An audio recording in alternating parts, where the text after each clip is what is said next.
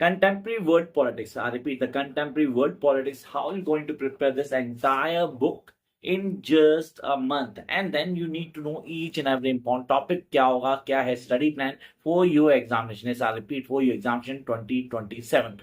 आपने कहा हमारे पास 7 चैप्टर्स हैं, साथ में हमें क्या क्या करना है, कौन कौन सा टॉपिक करना होगा. Let's start the first one, the end of bipolarity. End of bipolarity में क्या पढ़ना है आपने, ये सोवियत यूनियन का जो स्प्लिट हुआ, the collapse of Soviet union, उसको ऑन टिप करना है. That is really important. The shock therapy, yes, you cannot leave the shock therapy. The reform policy being introduced by Gorbachev, वो भी आपको आनी चाहिए क्योंकि ये कंफर्म आता है. और एंड ऑफ बिप्लाइटी का बेसिक मीनिंग क्या था उसको आपने क्लियर करना है.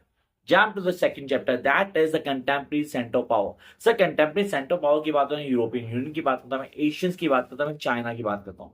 आई repeat, and the role of India in this contemporary world, उस पे काम जरूर करना. Come up to third chapter जो सबसे इंपॉर्टेंट है, contemporary South Asia. Sir contemporary South Asia में मेरे पास मिलिट्री अलायंस देखे जाएंगे. First of I need to know the military क्या है, डेमोक्रेसी रोल क्या प्ले कर रही है, उसके कॉन्सेप्ट क्या है. पाकिस्तान, ये सारे गुड पाकिस्तान डेमोक्रेसी कितनी रही, वो मिलिट्री रूल कितना रहा, उसको डिफाइन करना होगा. I need to know the democracy of Bangladesh. Yes, you need to clear the concept of democracy in Bangladesh. यहाँ पे हमें मोनार्ची क्लियर करनी पड़ेगी. किसमें, नेपाल में जो मोनार्ची रही उसको डिफाइन करेंगे. And then will go to ethical conflict, या एथिकल कॉन्फ्लिक्ट इन श्रीलंका, जो आपने क्लास 10th में पावर शेयरिंग में पढ़ा था.